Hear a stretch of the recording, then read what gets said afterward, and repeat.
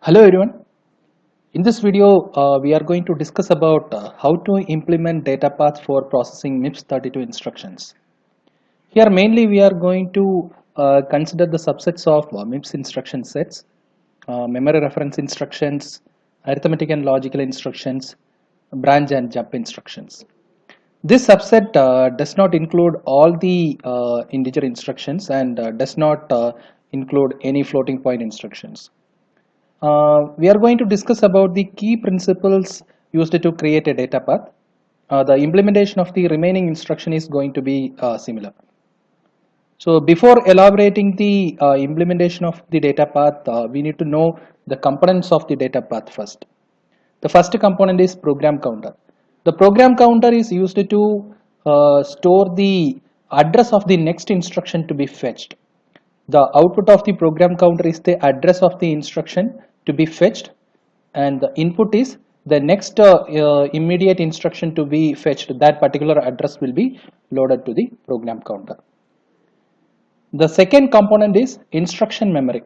So depending on the address from the program counter, the particular instruction will be fetched from the instruction memory. The output of this instruction memory is the 32-bit instruction. Input is address from the program counter. Next one is the adder. Adder is mainly used in the data path in order to increment the program counter value. So once a instruction is fetched, the next address of the next instruction to be fetched has to be loaded to the program counter. So that will be done by means of adder. The one input of the adder is the previous address from the program counter. The next input will be an immediate value 4. So the output of the adder will be PC plus 4, that will be loaded back to the program counter. So by combining these three components, so we can build a part of the data path to fetch an instruction and how to update the program counter. So initially program counter will be containing the address of the instruction to be fetched, that based on that particular address the instruction will be fetched from the instruction memory. So meanwhile the program counter value get incremented and get updated back to the program counter. So PC plus 4 will be updated back to the program counter. So the next component of the data path is register file. Register file is the collection of registers. So it has 4 input and 2 output. The normal lines are of, it will carry 32 bits of data. Actually all the register numbers are of 5-bit size. So these lines are 5-bit lines or 5-bit buses. So it is getting the input from source register RS, source register RT and destination register number RD. So these are all the initial input for the register file. So based on that, based on the RS and RT register number, the particular register will be selected. From that, based on the register write signal, if it is deasserted, for example, if this signal is 0, so register will be in the read mode. So based on this RS and RT register number, that particular data will be fetched from those two registers. So if you want to do any if you want to write any data to the register after completing any operation, so we have to assert the register write signal. So now the register file will be in the write mode, so you can able to write the data to the register based on the destination register number. Next component is ALU.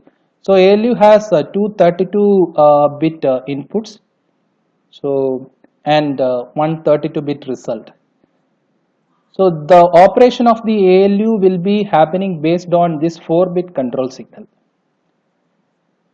The 0 signal is generated based on the ALU result. If my ALU result is 0, the 0 signal is asserted. That means the 0 signal will become logic 1 when my ALU result is 0. In all the remaining cases, my 0 signal will contain the value logic 0. So ALU has mainly 3 different functionalities depending on our subset of the MIPS 32 instruction set. So in the first case, the memory reference instruction, the ALU is used for adding the offset value as well as the base register value. At that time, it will act as merely acting as an adder. In the arithmetic and logical instruction, ALU will perform all the ALU related operations based on the instruction. So in the branch instructions, we will be having RS and RT as a source register. So we need to compare, and based on the result only we are going to do the branching. So for comparison, the ALU will be acting as a subtractor in the case of branching instruction. So next component is data memory. Data memory has two input and one output. So based on the control signal, so data memory will be in read mode or write mode. So in order to make it in the read mode, memory read has to be asserted. In order to make it in the write mode, memory write has to be asserted. So depending on the address, the data will be fetched from data memory or data will be returned to the data memory based on this particular address. So next component is sign extension unit. So in case of immediate instructions, we will be having 16 bit of immediate value or offset value or address value, but ALU can perform only 32 bit operands. It can able to perform any operation with respect to 32 bit operands. At that time, we have to convert this 16 bit data to 32 bit data by extending the sign. If it is a negative number, we will be extending ones. If it is a positive number, we will be extending zeros. The next component is multiplexer. So multiplexer is acting as a data selector. We are having four important multiplexer in the data path. So based on the control signal, so it will be either selecting the first input as output or second input as output. So these are all the main components of data path. So this is the part of the data path used to calculate the branch target address if a branch instruction is encountered. For example, the branch target can be calculated based on the offset value, which is the last 16 bit of the instruction.